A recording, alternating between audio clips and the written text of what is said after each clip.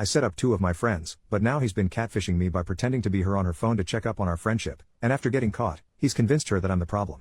So Emily, 36 female, and I, 36 male, had stopped being friends for a little while when she got married way too young to her boss. He ended up being incredibly abusive, controlling her life at every level, and over the 3 years they were together, he basically isolated her from all friends and family. We reconciled when she divorced him. Around this same time, I attended university and met my now wife early on. We were assigned to the same floor in halls, and we've been together for 17 years now, and she's become really close to Emily over the years. Also at university I met a guy named George, 36 male, in my course. We were part of the same friend group but didn't stay in touch until we coincidentally ended up working together a good 10 years after graduation.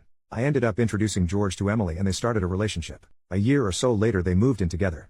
Emily was happy, and he was happy. On the face of things, he's seemingly been fine with me and Emily's friendship and never said anything.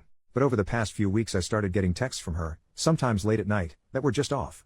I was suspicious when she used a common British shortening of my full name rather than the traditional German version that she would always use, and when some overtly flirty, almost outright saying, occurred I immediately shut it down. I was 100% sure it wasn't Emily at this point. I basically called him out and asked if this was in fact George using her phone and bluntly asked why he was trying to sex with me posing as his girlfriend. He never responded, but after explaining the situation to my wife, she went over to Emily's with my phone to see what was going on. I wasn't there for this, but she showed Emily our entire text history and what he had done. George came home and they confronted him together. He first outright denied it and had the balls to accuse Emily of sexting me and trying to hide the cheating from my wife by saying he did it. Emily just left with my wife to come stay with us after this because there wasn't any reasoning with him. The morning after, he called and begged her to come home. He was crying and threw himself at her feet claiming he did it out of jealousy. He highlighted that she was in the habit of deleting our conversations, which drove him crazy. She does this with everyone, I guess, and he was always jealous of our relationship. He found it hard to see me with her, and after he saw her saying stuff like how she loved me, again, siblings. Well, not being able to read our texts drove him to basically go fishing to establish what exactly our relationship was. The sexting was an attempt to bluntly see if it was something I would engage in. At this point Emily asked for mine and my wife's opinion on this whole matter. I called bull crap on this being a mistake. Something he was driven to by jealousy. He violated her privacy by going through her phone, risked our friendship by masquerading as her, risked my marriage by trying to bait me into sexting a friend, and he risked Emily and my wife's friendship by making it look like Emily was sexting me. The entire thing was a clusterfuck. I didn't outright say she should leave him, but I highlighted how dishonest this whole thing was. She eventually went back home and I didn't hear anything for a few days, but Emily eventually revealed to my wife that she had functionally forgiven him. My wife worked out from the conversation what had happened. He had basically flipped the script on me by playing into fears from her marriage. He described me as another controlling male trying to dictate who she had a relationship with. He encouraged her to make her own decision. Not bad advice in theory, but she had to ignore me because I didn't have her best interest at heart. I was controlling her like her ex. My wife quietly pointed out that he was in fact being like her ex, not me. He was driving a wedge between her and family. At this point Emily just gave up. Said she couldn't win, couldn't decide between the man she loves and her brother, so screw it.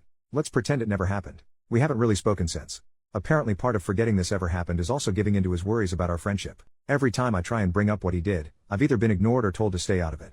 Honestly, this pisses me off that he's gotten exactly what he wanted. He's stopped us talking. I know I can't force her to break up with him, but it's seemingly a catch-22.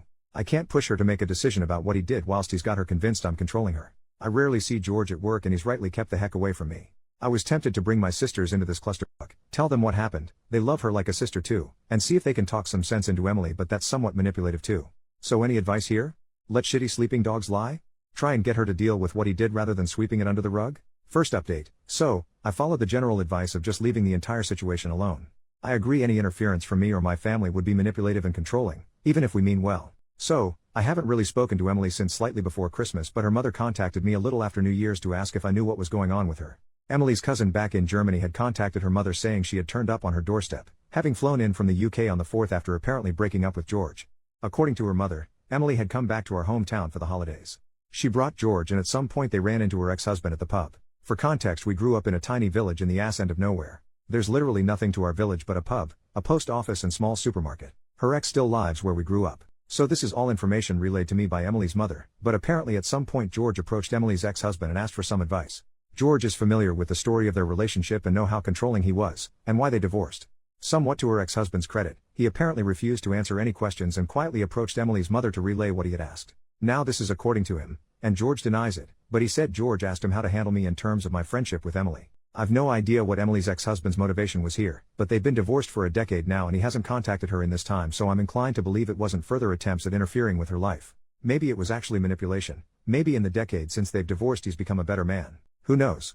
We're all inclined to believe that is what was asked, despite George denying it, because how else would her ex-husband know he had an issue with me recently? He isn't in contact with anyone who would know about the recent issues. Also, to be honest, the ex never had an issue with me. He saw me as a child, despite being the same age as his then wife, and constantly called me kiddo and asked how school was.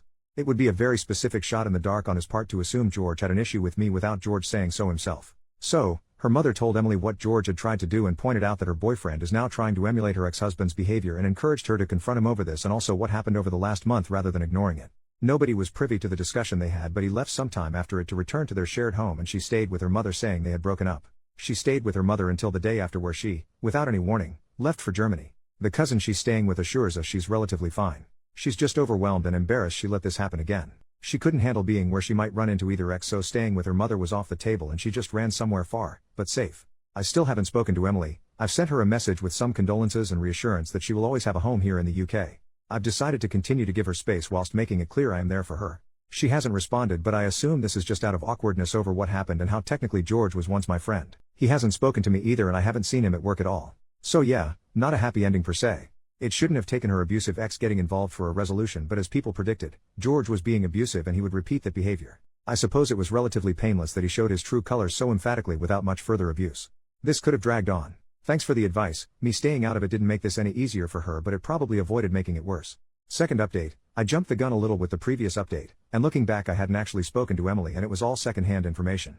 Given this whole thing has now been entirely sorted in the 3 months since it happened, I thought I'd actually give an actual full resolution. So, Emily came back to the UK just before the country was locked down and moved in with us, reluctantly. We grabbed some beers whilst we hashed out exactly what went down from her perspective. I apologized for going behind her back and speaking to her mother about it all. Situations like this are never helped by information being relayed through other people, and I asked if she wanted to go through it all start to finish.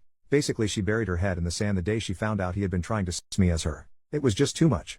She couldn't win. She either lost the man she loved, and the lifestyle she had, or lost her brother. I assured her she'd never lose me, but she revealed she low-key hated the fact she let herself be taken advantage of like this twice and couldn't face me having not listened to my advice. She also mentioned that breaking up with him would inevitably land her on my doorstep for support, and that made her feel bad also, hence escaping to Germany and not talking to me about this. This went deeper and she opened up about her insecurities, how she regretted never going to university, instead marrying her abusive ex-husband, and how she feels like an accessory to other people's happiness. She saw me and my wife, a power couple, as she put it, and just felt so small by comparison. She did love George, but leaving him would leave her with functionally nothing again, and she couldn't handle that. We talked about this a lot. I revealed I was aware my support of her could be a problem. I was feeling like I had made their relationship awkward by being so involved in her life.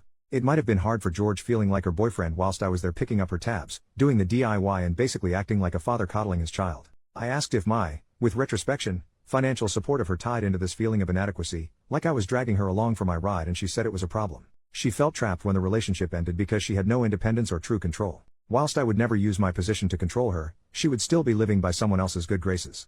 She felt she needed to stand on her own 2 feet, be her own woman rather than relying on a man, no matter how much she loved and trusted him. That way her decisions would be her own, rather than under some level of duress. In the same way a child wants independence from her parents, she feels she finally needs independence from me. So we came up with a game plan. Now the lockdown has obviously made this harder. She is still living with me and my wife currently, but the plan is she's going to go back into education. She was capable of attending university, had the qualifications, but decided not to due to marriage. My financial security was really born of an inheritance I had after my father died. Life insurance. I used to not have to worry about rent during my extended time in education and early career. I bought a small flat with it that I still own. I've decided to pay it forward and put her in a similar situation by letting her use my flat, which is currently unoccupied because it's only been rented to students due to its proximity to 2 universities.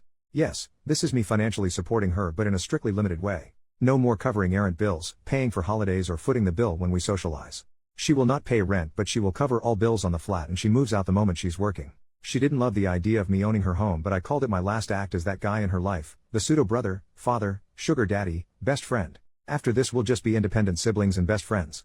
She will be moving soon. We'll need her room after all, since my wife is now 5 months pregnant. Turns out she's been pregnant since late December and all this started. As for George, he swears up and down he never asked the ex-husband to handle me. He claims he asked how to be fine with me. It wasn't seeking advice how to deal with me. It was seeking advice how to be fine with me the way her ex-husband was. Could be true, who knows? It's irrelevant ultimately. Though we recently found out George moved a girlfriend into the house him and Emily used to share, and here's the kicker. It's a longtime friend of his. Emily is fairly certain he never cheated on her, but she out loud laughed when she found out he's romantically living together with a longtime friend 3 months after the breakup. The dude's insecurity was likely born of his own feelings for a friend. He was getting close with a girl he was friends with, so he projected that onto me and Emily.